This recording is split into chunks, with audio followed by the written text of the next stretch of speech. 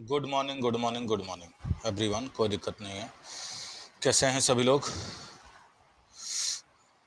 गर्मी बहुत हो रही है सुबह सुबह।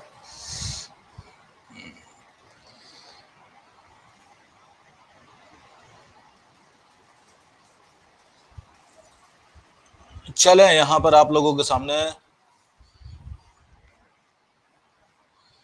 एग्जाम आप लोगों के लिए हम बात करेंगे। मस्त हैं सभी लोग? तो भाई स्टार्ट में आपको हम यहाँ पर व्याकरण का पार्ट आप लोग पढ़ रहे थे। हम लोग क्या पढ़ रहे थे? व्याकरण में हम लोग वर्णमाला पढ़ रहे थे। वर्णमाला का लगभग पार्ट हम लोगों ने कंप्लीट कर लिया था।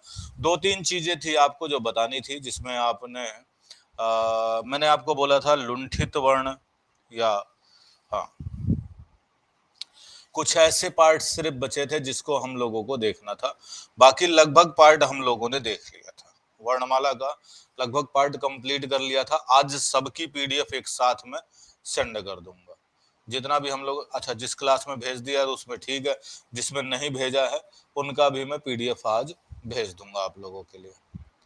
ठीक है, तो चलिए स्टार्ट करते हैं अपने इस सेशन को आप लोगों के लिए, ज्यादा समय ना वेस्ट करते हुए। ये रहा वीडियो आप लोगों के सामने, मतलब पीपीटी जो है। हाँ, ऑडियो क्या कह रहे हैं? ऑडियो क्लियर है नहीं है, क्या है? ऑडियो अपनी तरफ से चेक कर लीजिएगा। ग्रुप में ऐड कर दे। अभी तो कोई मैंने ग्रुप बनाया नहीं है। चलिए आप कहेंगे तो बना के ऐड कर देंगे। नहीं तो एक ग्रुप मैंने आपको बताया है टेलीग्राम पर, उस पर ज्वाइन कर लो। हिंदी बाय नवनीत सर करके है। हिंदी बाय देखो, ग्रुप में ना ज्वाइन हो बल्कि चैनल में ज्वाइन होना, और उसमें क्या करना है, हिंदी बाय नवनीत ओनली लिखना है, @हिंदी बाय नवनीत। यहाँ मैं लिंक डाल नहीं सकता हूँ ना, तो नहीं तो मैं डाल देता। @ लिख दो ना, @हिंदी बाय नवनीत। आपको पता नहीं है, मतलब हिंदी बाय नवनीत लिखना है, कुछ बड़ी बात नहीं है उसमें। सिर्फ ऐसे लिख दो, NAVNEET, आगे लिख दो हिंदी, यहाँ बाय बिना स्पेस के, हिंदी बाय नवनीत। बस कुछ नहीं लिखना इसके अलावा।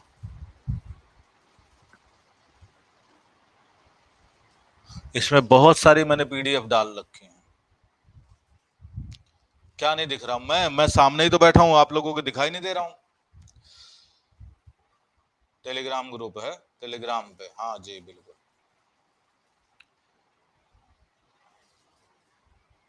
एक बार रिफ्रेश कर लीजिए। रिजवान सुल्तान जी, क्या नाम है? रजिया सुल्तान।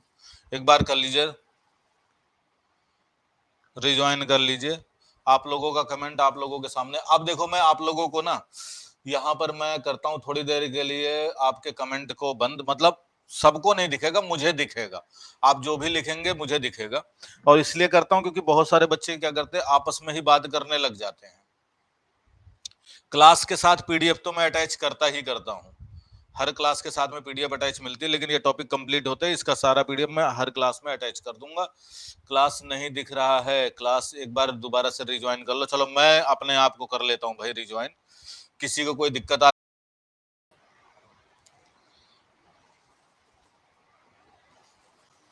चले, यहां पर आप लोगों के सामने दिख रहा होगा। अभी भी कोई दिक्कत आ रही है तो भाई बता दीजिएगा। अब तो मुझे नहीं लगता किसी को कोई दिक्कत हो रहा है ना।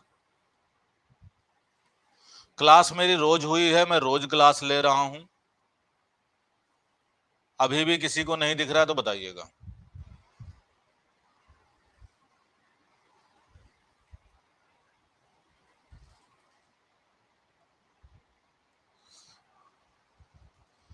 Good good good morning. चले अब स्टार्ट करते हैं। देखो यहां पर हम लुंठित स्वरों के बारे में अगर बात करते हैं, भाई लुंठित स्वर किसे कहते हैं? लुंठित स्वर या लुंठित व्यंजन, मतलब लुंठित ध्वनि किसे कहते हैं? कुल मिलाकर देखें, लुंठ का मतलब क्या होता है? ऐसे समझिए, जो लुंठ शब्द है, इस लुंठ का मतलब होता है मुड़ना। क्या होता है? मुड़ना। ठीक है ना? थोड़ा सा ऐसे टिल्टेड होकर के मुड़ते हैं जब, उसमें कहते हैं। जिह्वा वत्सर भाग की ओर उठती है, मतलब देखो क्या है, जैसे हमारा ये मुंह है नीचे वाला, और ये कुछ ऊपर वाला है, यहाँ दांत निकले हुए हैं ना, ये दांत हैं हम लोगों के, और इसके बीच में बेचारी है जीभ। और बोलते समय क्या होता है, ये जीभ ऊपर को उठ के जाती है, यहाँ पर ऊपर वाले दांत की तरफ जाती है हमारी जीभ उठ करके। ये जो इसके नीचे धागा लगा है आपकी जीभ वाला, आप क्या बोलते हैं, रा रा रा, तो ये हमारे तालू की ओर जाती है। और जो ये धागा लगा है ना जीभ के नीचे, ये यहां पर जहां दांत निकल रहे हैं, जिसको वत्सरे भाग कहते हैं, इसकी तरफ बढ़ जाता है और ये जीभ हमारी ऊपर की तरफ मुड़ जाती है। इसी कारण से इसको हम कहते हैं, इसी कारण से इसको हम क्या कहते हैं, लुंठना या मुड़ जाना। इसलिए हम कहते हैं लुंठना या मुड़ जाना। देखो क्लासेस वगैरह अगर भाग रही है तो आपकी तरफ से नेटवर्क की प्रॉब्लम है।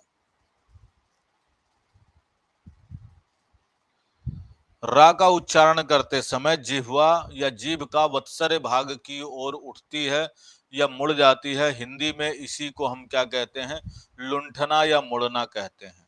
तो रा वर्ण, अगर आपसे पूछता कि हिंदी में लुंठित वर्ण कौन सा है या लुंठित व्यंजन कौन सा है, तो रा वर्ण को हम लुंठित ध्वनि कहते हैं। इतनी बात क्लियर है। अब आगे बढ़ते हैं, एक और वर्ण है, दूसरा नंबर पे आता है काकल्य। काकल्य व्यंजन ध्वनि किसे कहते हैं, काकल्य व्यंजन किसे कहा जाता है। चलिए अगले पॉइंट पर हम लौट करके आते हैं, भाई काकल्य व्यंजन किसे कहते हैं, इसको समझते हैं।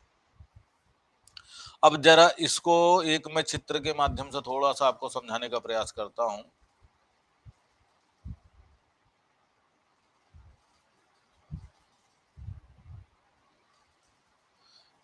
लो जी,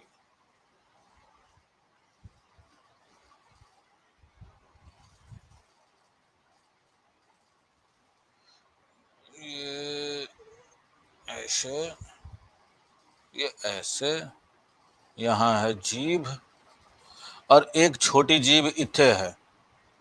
देखा, एक छोटी जीभ यहाँ होती है, जिसको ये कुछ इस टाइप का होता है, जिसको आपने देखा होगा कि विक्स की गोली लो खिंच खिंच दूर करो, देखा है ना। ये क्या है, इसको हम कहते हैं काक। अगर इस वाले जीभ को हम क्या कहते हैं, काक कहते हैं, काक। कहीं कहीं पर इसको काकू भी कहा जाता है, काकू। इसी को हम गुहा भी कहते हैं, मुख गुहा, मुख गुहा, अलग अलग नाम से जानते हैं। और जिसपे वो लटके रहते हैं ना, देखा होगा आप लोगों ने, हाँ, इस वाले पार्ट को हम क्या कहते हैं, मुख गुहा कहते हैं, काक कहते हैं, काकू कहते हैं। अब होता क्या है, जिन ध्वनियों को बोलते समय ये काक या मुख गुहा चिपक जाती है और हमारे मुख से मतलब हृदय की ओर से आने वाली वायु खुल करके बाहर आती है।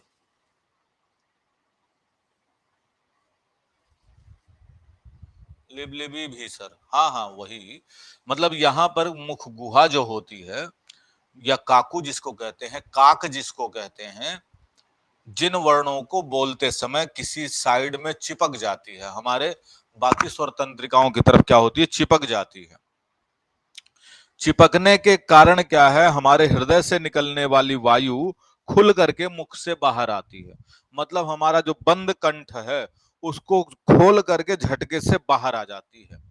इसीलिए जिन वर्णों को बोलते समय ऐसा होता है, उन सभी वर्णों को हम क्या कहते हैं, काकल्य व्यंजन कहते हैं या काकल्य ध्वनि कहते हैं। लेकिन हिंदी वर्णमाला में इसमें एक ही ध्वनि आती है, जो है ह। वह कौन सी ध्वनि है, ह। आप बोलेंगे, जब बोलिए हो, ह बोलेंगे तो आप देखेंगे गले में जो घंटी है ना वो चिपक गई है साइड में, वो खुल गई है और वायु हमारा जो है झटके से बाहर आ रही है। तो जो हमारा काक है, काकू है या मुख गुहा है, ये खुल जाती है जिन ध्वनियों या जिन व्यंजन ध्वनियों के उच्चारण में हमारा मुख गुहा खुली रहती है, वायु बंद कंठ को खोल करके झटके से बाहर निकल पड़ती है, उसे ही हम काकल्य ध्वनियां कहते हैं। जैसा कि हिंदी में ह ध्वनि हिंदी में स्वरों की तरह बिना किसी अवरोध के उच्चारित होती है, इसीलिए हा को हम काकल्य कहते हैं। किसको कहते हैं? हा को। तो रा, देखो यहां पर आपने देखा रा, यहां पर देखा आपने हा। हा क्या है? काकल्य है। रा क्या है? लुंठित है। अब चलते हैं जरा पार्श्विक पे। कहां गया पार्श्विक? पार्श्विक नहीं है। आ, आ, एक और रह गया, जिसको हम कहते हैं लुंठित के बाद पार्श्विक।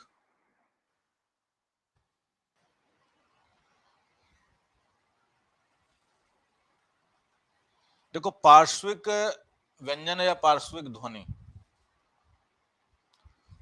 पार्श्विक ध्वनि में आती है हमारी ला। क्या आती है? रा हो गया, हा हो गया, ला। हाँ, ला हो जाएगा। पार्श्विक ध्वनियों में कौन सी आएंगी? हमारा ला आएगा। क्यों? पार्श्व का मतलब क्या होता है? पार्श्व का मतलब होता है, ये पार्श्विक मतलब बगल में,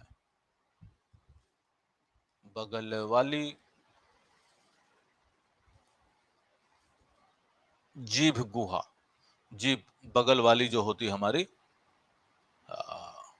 देखो बगल वाली साइड से, बगल वाली से जब हवा निकल जाती, देखो कैसे, जैसे हमारी ये कैसे बनाऊं, ये लो पकड़ लो।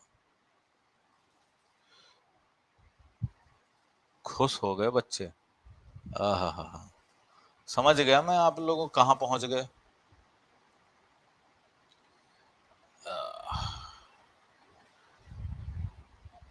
ये हमारी है जीभ, ठीक है ना, ये है हमारी पूरी जीभ है। अब इस जीभ के जब हम वर्ण का उच्चारण करते हैं, ठीक है, इस जीभ के इस साइड से और जीभ के इस साइड से,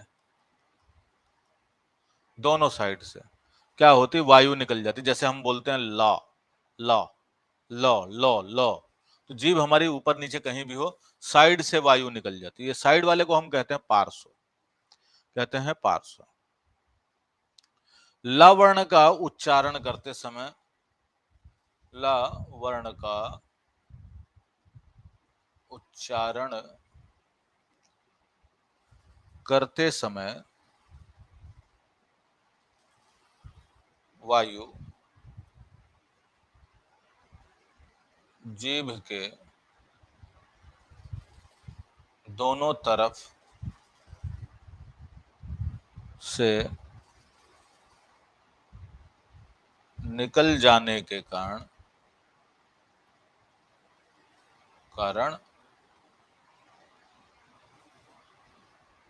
ल को,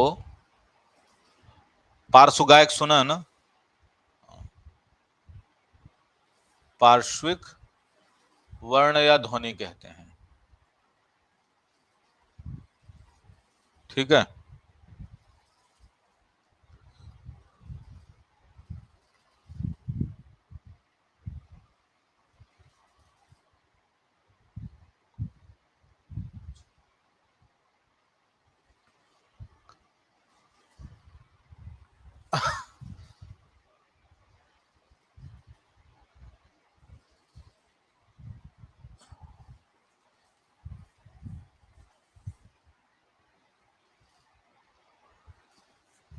बढ़वाना तो पड़ेगा ही।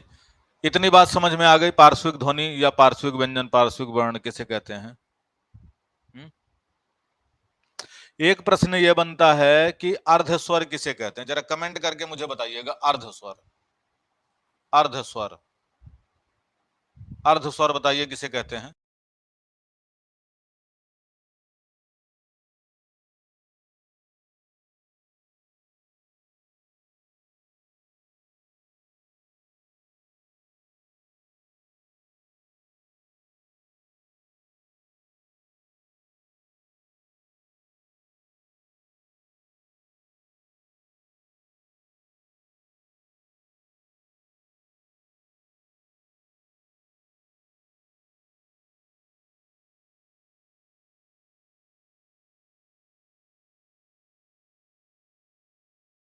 म्यूट नहीं किया, मैंने सिर्फ ये पूछा है कि अर्धस्वर किसे कहते हैं।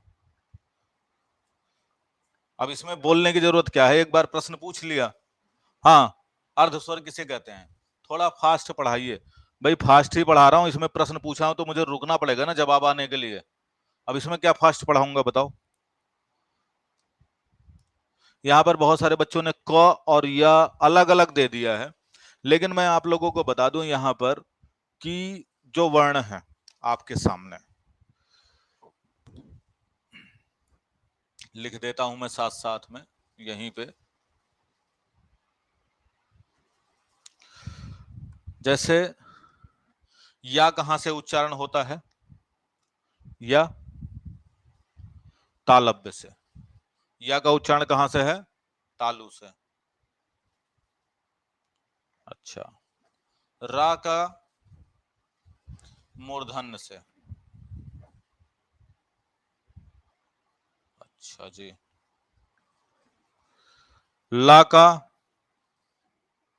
का उच्चारण दंते से है। और वा का दंतोष्ठ से, दांत और ओष्ठ दोनों की सहायता से। ये 4 वर्ण हैं, इनमें से ये पार्श्विक कहलाता है, यह लुंठित कहलाता है। बचा कौन सा, या और वा, है ना, या और वा। इसमें अगर हम बात करते हैं, ये अर्धस्वर हैं। अगर हम उदय नारायण त्रिपाठी के अनुसार बात करते हैं, डॉक्टर उदय नारायण त्रिपाठी, उदय नारायण त्रिपाठी या तिवारी कह लो, तो इन्होंने जो है या और किसको, वा को ही अर्धस्वर माना। सिर्फ या और वा को, या और वा को ही अर्धस्वर माना है, स्वर माना है। बहुत सारे लोग पूरा या व र ल को अर्धस्वर मानते हैं, जबकि अगर हम हिंदी भाषा में बात करें तो या और वा को ही अर्धस्वर माना जाता है। किसके अनुसार, तो यहां पर मैंने आपको बता दिया, उदय नारायण त्रिपाठी के अनुसार। हाँ, एक एक मैं चीजें भी बताता जा रहा हूं क्यों और किसके अनुसार ऐसा हो रहा है, तो दिक्कत की कोई बात नहीं। अब रा के बारे में थोड़ा सा हम जानकारी कर लेते हैं। रा के बारे में जानकारी पता है सारी चीजें आपको, रा के बारे में।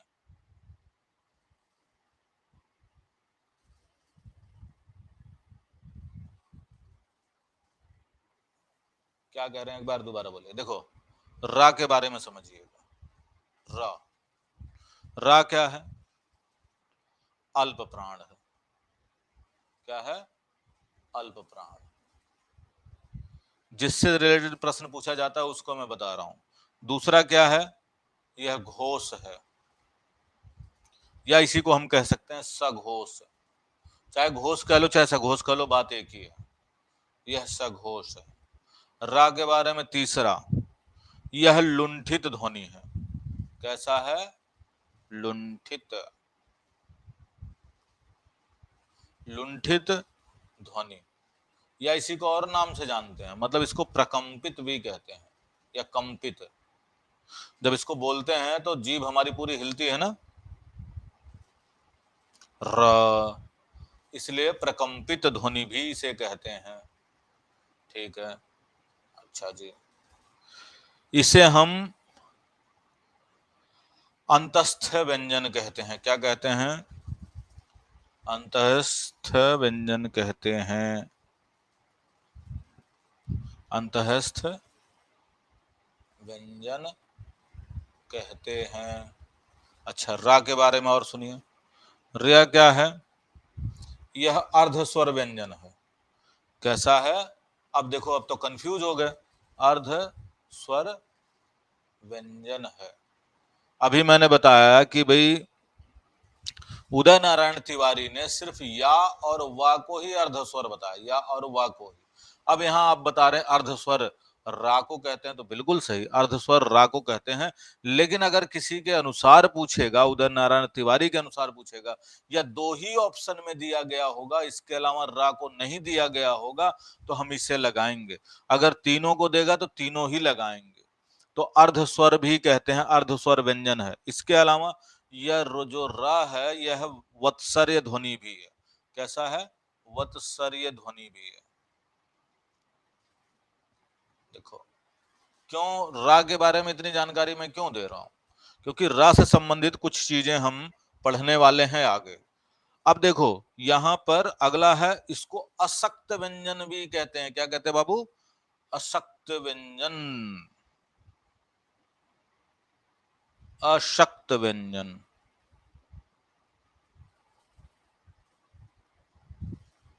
व्यंजन। तो कितनी चीजें हो गई सिर्फ रा के बारे में। अगर रा से संबंधित कुछ पूछा जाएगा तो बता देंगे। कंपित प्रकंपित दोनों यही चाहिए। याद कैसे रहेगा? अरे कुछ नहीं, लुंठित आपको याद है, रा को लुंठित करते हैं, ये याद है, ठीक है। घोष कहते हैं, याद है, क्योंकि टेबल में मैंने कल परसों आपको दिखाया था, टेबल के अंदर। बिल्कुल। अल्प प्राण है, क्योंकि रा या रा ला, ये अल्प प्राण है, क्योंकि अर्ध स्वर, स्वर कह लो, चाहे अर्ध स्वर कह लो, चाहे अल्प प्राण कह लो, रा अल्प प्राण में आएगा, जो स्वर में जा रहा है। अर्ध, अर्ध चीज है। हाँ, इतना गुण है इसमें। अब बात करते हैं वत्सर्य ध्वनि क्यों हो। अब र को बोलते समय जब जीभ हमारी वत्सर्य वाले भाग की तरफ आ जाता है, इसीलिए। हाँ, अघोष और घोष दोनों एक ही चीज है।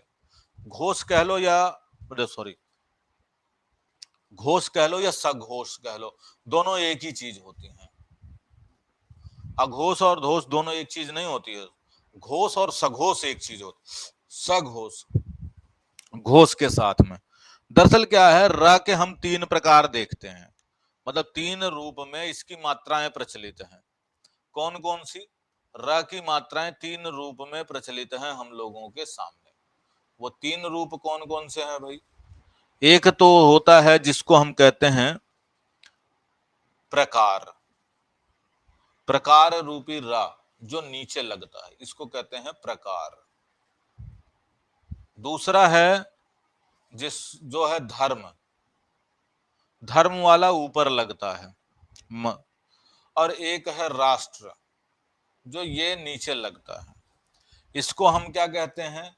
इस वाले को हम कहते हैं पाद र। पाद र मतलब, पाद मतलब होता पैरों में लगने वाला र। इसको हम क्या कहते हैं? रेफ वाला र। रेफ कह लो, या इसको हम कहते हैं शीर्ष र। शीर्ष र। और इसको हम कहते हैं ट्री र। ट्री र। ट्री र। ठीक है। ये रा के तीन रूप होते हैं, जिनको हम अपने व्यंजनों में स्वरों के ऊपर अलग अलग रूप में रेफ कार कह लो, चाहे शीर्ष कह लो। रेफ तो लिख दिया ना। हाँ, मैं सामने, ये सामने हूं, वो नीचे छुप रहा है ना जो मैं लिख रहा हूं, इसी वजह से। और ये इधर इस साइड में हो जाता ना कैमरा, अगर मैं इसको इधर कर पाता तो मुझे छुपने की जरूरत ही नहीं थी। ऐसा कोई काम किया नहीं मैंने कि मुझे छुपना पड़े। चलें, अब शुरुआत करते हैं रा की कहानी। रा वाला देख लीजिएगा, बहुत ही इंपॉर्टेंट है। आपको बहुत बार गलतियां करवा देता है ये, तो उसी से संबंधित दिया है। पहले थोड़ी थोड़ी सी चीजें इसको समझ लेते हैं, फिर रा के रूप पर आएंगे। पहले द्वित व्यंजन समझ लेते हैं। द्वित व्यंजन किसे कहते हैं? द्वित व्यंजन है, देखो तीन चीजें हैं यहाँ पर। एक क्या होता है? एक होता हमारा, ये ऐसे भी कर सकते हैं, द्वित व्यंजन। एक है द्वित व्यंजन, दूसरा है संयुक्त व्यंजन, तीसरा है हमारा द्विगुणित व्यंजन,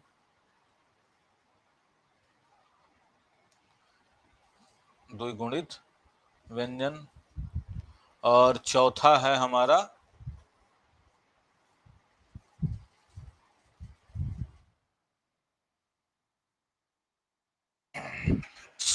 अच्छा संयुक्ताक्षर। एक संयुक्ताक्षर भी होता जो इससे मिलता जुलता है, संयुक्ताक्षर। अब देखो ये लगभग एक जैसे सुनने में नजर आते हैं लेकिन अलग अलग हैं। संयुक्त व्यंजन या संयुक्ताक्षर लगभग एक जैसे हैं। ये दो व्यंजनों के मिलने से बनता है, जबकि ये दो अक्षरों के मिलने से बनता है। द्विगुणित व्यंजन में जैसे डा और ढा, जिसमें दो गुण पैदा कर दिए जाते हैं। एक है द्वित व्यंजन, अर्थात जब किसी व्यंजन का दोहराव हो। लेकिन खास बात यह है कि यहां पर एक आधा और एक पूरा होता है। एक आधा एक पूरा का मतलब क्या है? एक स्वर से युक्त होगा और एक स्वर से विहीन होगा। एक में स्वर लगा होगा, एक में स्वर नहीं लगा होगा। ज्यादातर केसेस में क्या होता है, पहला वर्ण स्वर विहीन होता है और दूसरा वाला वर्ण जो है स्वर युक्त होता है। स्वर विहीन और स्वर युक्त क्या होता है इसको समझिएगा। जैसे देखो ये वर्ण है का, मैंने लिख दिया, यह स्वर युक्त है। लेकिन अगर मैंने इसको ऐसे लिख दिया तो ये क्या है? स्वर विहीन है। ये क्या है? यह स्वर युक्त है। ये क्या है? यह स्वर विहीन है। स्वर विहीन है। कैसे बाबू? देखो इस का को जब हम और टुकड़े करेंगे तो ये क्या हो जाएगा? का प्लस आ बराबर बनता है का। मतलब ये रूप प्राप्त होगा अगर इसके स्वर को हमने निकाल दिया। इन दोनों को जुड़ने के बाद ये रूप प्राप्त होता है। इसका मतलब इसमें स्वर जुड़ा हुआ है। और आ को हम क्या कहते हैं? शहीद वर्ण। इसलिए अगर किसी के साथ में लगा होता है तो हमें दिखाई नहीं देता है। इसके अलावा बड़ा आ की मात्रा वाला भी ले सकते हैं। अगर हमने यहाँ ये ले लिया तो इसका मतलब इस पे बड़ा आज हो जाएगा। बड़ा आ मिला करके हमने क्या बना दिया? का बना दिया। और इसमें नहीं जुड़ा है, इसका मतलब अच्छा लिखने का तरीका क्या है? जैसे का विहीन, स्वर विहीन वाले को हम कभी कभी जब वर्णों के साथ लिखते हैं तो इस तरीके से प्रयोग करेंगे। जैसे ना शब्द है, इसको ऐसे लिखेंगे तो ये स्वर विहीन है, लेकिन किसी वर्ण के साथ में मिला के लिखेंगे तो ना ऐसे हो जाएगा, आधा ना, क्योंकि इसका स्वर यहां दिख नहीं रहा है। सिंपल सी बात है। यहां पर स्वर विहीन का मतलब जिसमें स्वर ना लगा हो। स्वरहीन या स्वर विहीन कह दो। Good morning sir, I am late हो गया, कोई बात नहीं, अब तो लेट तो हो ही गए हैं लेकिन कोई बात नहीं। स्वर विहीन या स्वरहीन, टेस्ट इन होगा, टेस्ट ही नहीं होगा। टेस्ट इसको कंप्लीट करवा लूं आज, तब टेस्ट करवाएं।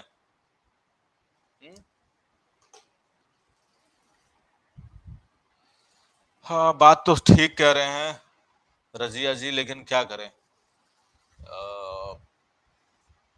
अभी टाइम बदलने के लिए मैंने बोला है कि अगर टाइम बदल जाएगा 11 बजे कर देंगे तो बात यह है कि सबकी क्लासेज हो रही हैं 10 बजे। आयुष सर ऑलरेडी मेरी क्लास के बाद पढ़ाते हैं, इसलिए टाइम नहीं बदल पा रहा है। फ्राइडे को टेस्ट कर दूं तो आज कौन सा दिन है? अभी थर्सडे, फ्राइडे। हाँ चलो फ्राइडे को टेस्ट ले लेता हूं मैं। फ्राइडे को टेस्ट ले लेता हूं। सभी लोग तैयार रहेंगे ना? एक एक करके जितनी भी चीजें मैं बता रहा हूं कॉपी पेन लेकर बैठा करो मेरी क्लास में।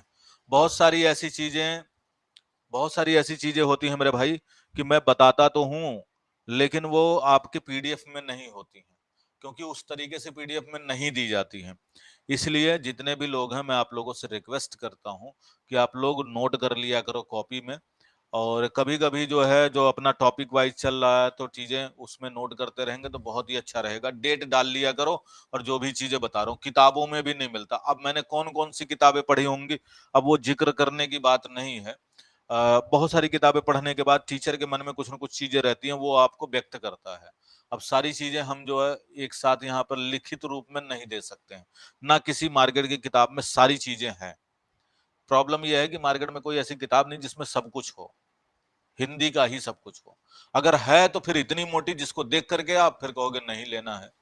एक ही प्रकार के स्वर रहित या स्वर युक्त व्यंजन जब एक साथ उच्चारित किए जाते हैं या बोले जाते हैं तब हम उन्हें द्वित व्यंजन कहते हैं। कैसे भाई? देखोगा, कह रहा कि देखोगा इधर, कह रहा कि जब एक ही जैसे स्वर, एक हो स्वर युक्त व्यंजन और एक हो स्वर रहित व्यंजन, अर्थात जिसमें स्वर ना लगा हो और एक वाले में स्वर लगा हो। जैसे गन्ना में देखो, आधा ना और प्लस पूरा ना, ऐसे लिखते हैं इसको, और ये बन गया हमारा गन्ना। गा लगाया, गा तो पूरा ही रहेगा गन्ना में, ना आधा पूरा ना। इसी तरीके से पत्ता में देख लो, आधा था और पूरा था, पत्ता। दिल्ली में आधा ला और पूरा ला दिल्ली। छक्का में, छक्का में का आधा और पूरा का। और बच्चा में भी चा आधा है पूरा चा। मतलब एक स्वर युक्त होगा और एक स्वर से विहीन होगा। इसी को हम द्वित व्यंजन कहते हैं। द्वित मतलब होता है दोहराव, दो बार।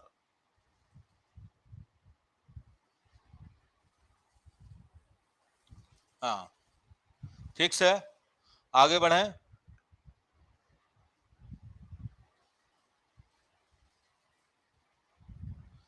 अब इस वाले पार्ट को जरा देखते हैं। रा के रूप, रा के रूप तीन होते हैं जिसको मैंने बता ही दिया, लेकिन अभी इसको समझाऊंगा कैसे होता है। पहले अनुनासिक और अनुस्वार को समझिएगा, क्योंकि जो आसान आसान है पहले उसको देख लेते हैं, उसके बाद उस पर आते हैं जो थोड़ा दिमाग लगाना पड़े। अनुस्वार और अनुनासिक, दिमाग तो उसमें भी नहीं लगाना है, लेकिन क्या है कि बोलना पड़ता है, बहुत सारे बच्चों को नहीं समझ में आता। अनुस्वार और अनुनासिक में अंतर क्या होता है, जरा ध्यान से समझिएगा। आप लोग इसको तो पहचानते ही होंगे, ये पहचानते हैं कि नहीं?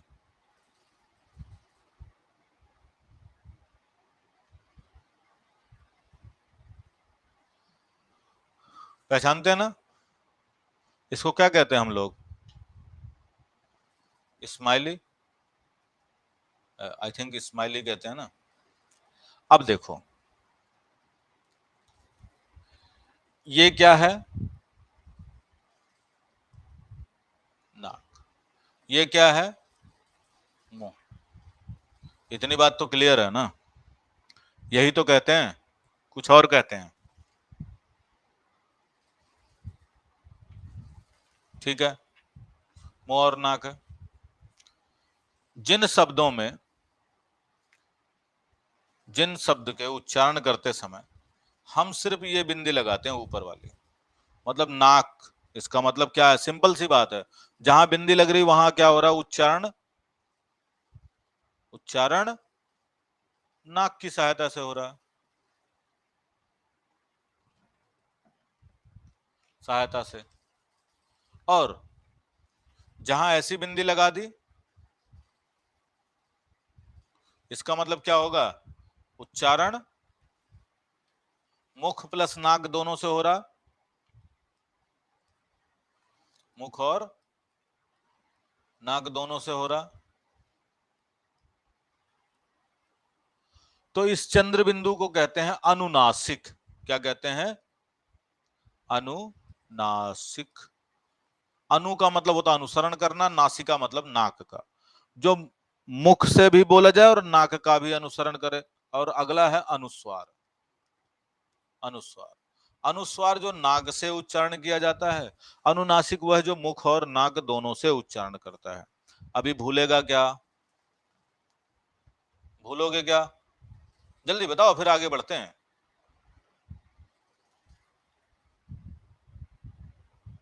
याद रहेगा अनुनासिक अनुस्वार?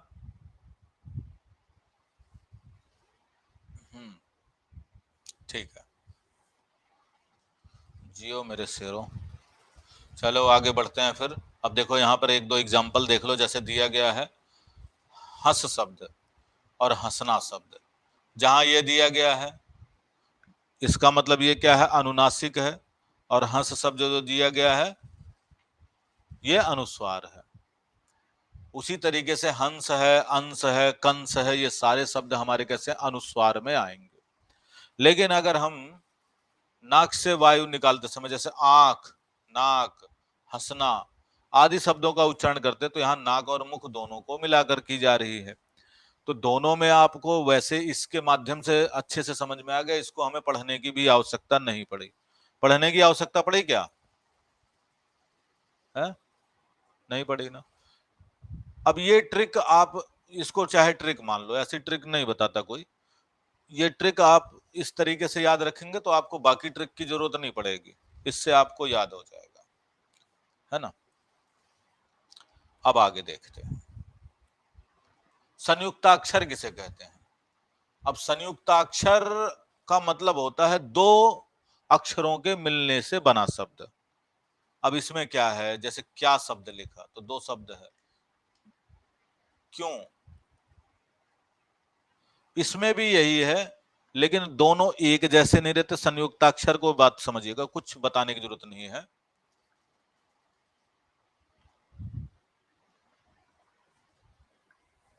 संयुक्ताक्षर में क्या होता है, नाम से ही पता चल रहा है। संयुक्त मतलब मिलना और अक्षर मतलब अक्षरों का, अक्षरों का मिलना, अक्षरों का पास में आकर के मिलना संयुक्ताक्षर कहलाता है। दो अलग अलग रहेंगे यहां पर अक्षर, शब्द नहीं, दो अलग अलग शब्द नहीं बाबू, दो अलग अलग अक्षर, अक्षर अक्षर।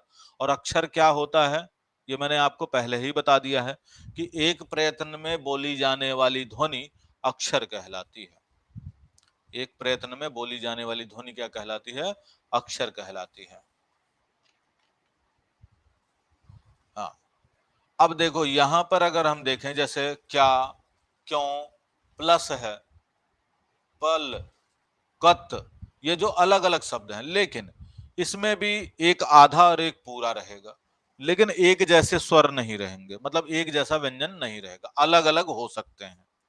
बस जहां पर एक जैसा आएगा वो दुत्त हो जाएगा, दो बार हो जाएगा, और जहां अलग अलग आएंगे, अलग अलग आएंगे, अक्षर और शब्द अलग अलग हैं, बिल्कुल अक्षर और शब्द अलग अलग हैं। अक्षरों से मिलकर के शब्द का निर्माण होता है और अक्षरों का निर्माण वर्ण से होता है, तो दोनों तो अलग चीजें हैं। इसमें देखो संयुक्ताक्षर में कुछ नहीं है, दो अलग अलग अक्षर मिलकर के बनेंगे, संयुक्ताक्षर कहलाएगा।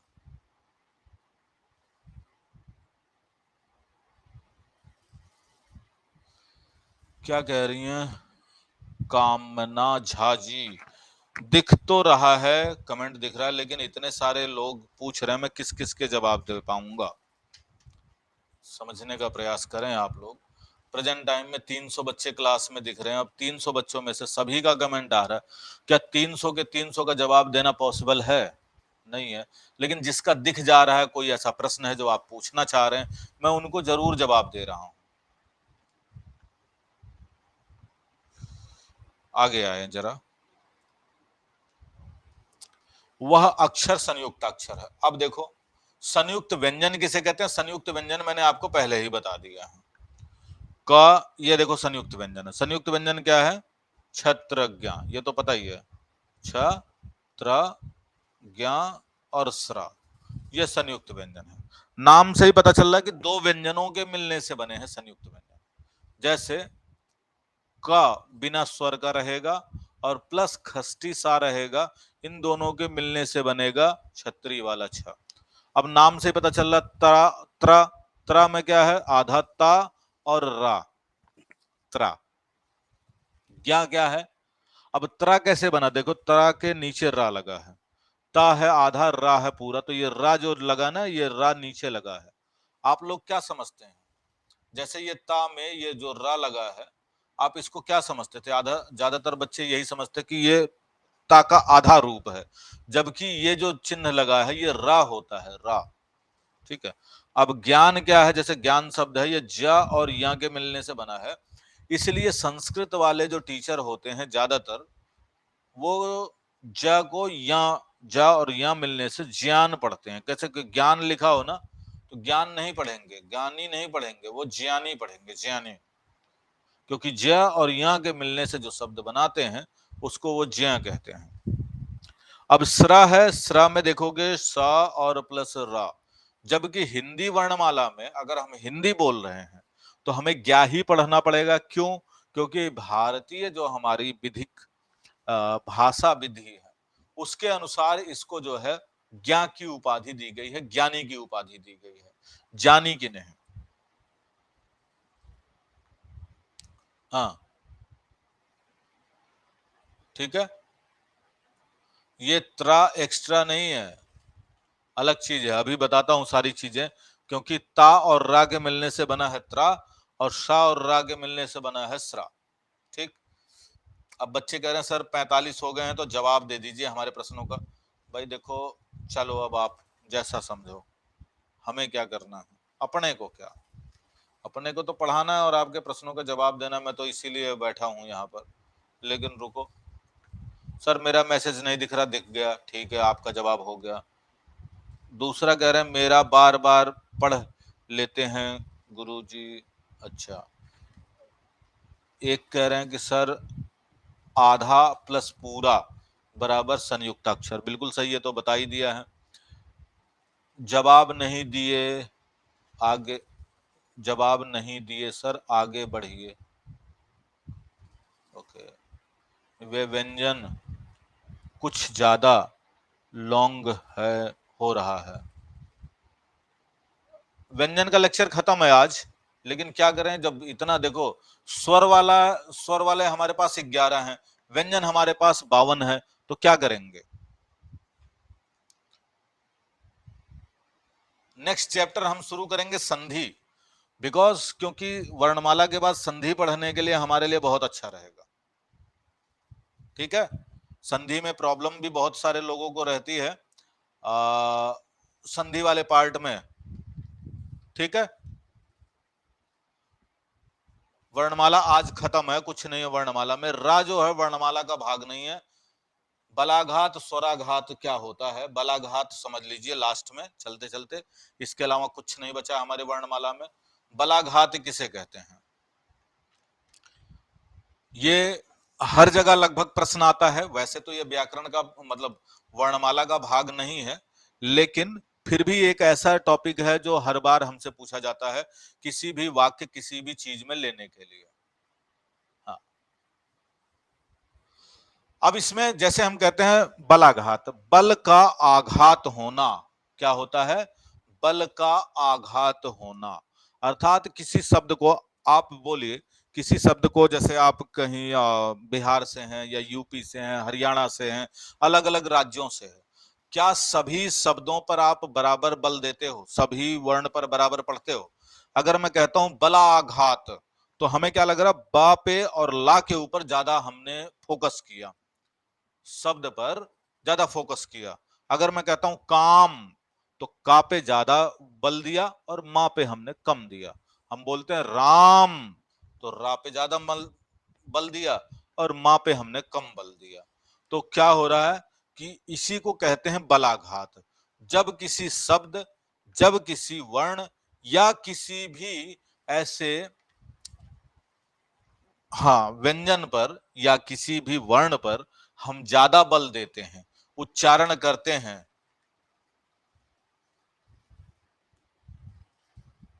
तो क्या हो जाता है, बिल्कुल सही, बलाघात, बल के साथ में।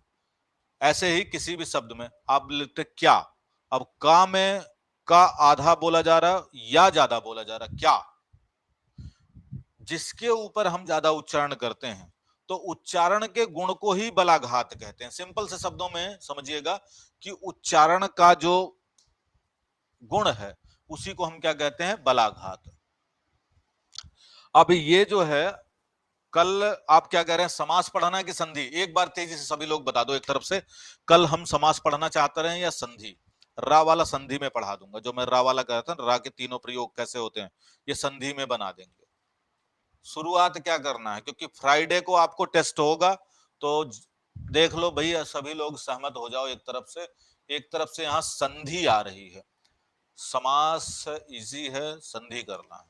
ठीक है, संधि में भी स्वर संधि का ट्रिक तो मैं बता दूंगा, वैसे ट्रिक तो बहुत सारे चोरी हो चुकी है मेरी, लेकिन मैं दूसरे अब शुरू करूंगा। तो संधि करने के बाद समास कर लेंगे, चिंता ना करो। संधि इसलिए करना, देखो संधि से हमारी वर्तनी शुद्धि हो जाती है। संधि करने से सिर्फ एक फायदा नहीं होता है, संधि करने से हमारे वर्तनी शुद्धि हो जाएगी। संधि करने पर हमारे जैसे समास के दो भाग होते हैं, एक संयोग समास होता है और एक संधि समास होता है। तो समास पढ़ने में भी हमें आसानी हो जाएगी, इसलिए संधि जरूरी है। वर्णों से शुरू कर रहे हैं, संधि वर्णों का मेल है, समास जो है पदों का मेल है, शब्दों का मेल है। तो पहले छोटे वाले पार्ट से चलते हैं, संधि को करवा देते हैं। बहुत इजी करा दूंगा, बहुत इजी, इतना मैं करवा दूंगा संधि आपको, मैं इतना विश्वास आपको दिलाता हूं कि संधि आपको दोबारा कभी जीवन में पढ़ना नहीं पड़ेगा। अब इससे ज्यादा क्या बोलूं। हाँ, एक बार धूल जरूर छाप करते रहना बीच बीच में, नहीं तो जरूरत नहीं पड़ेगी।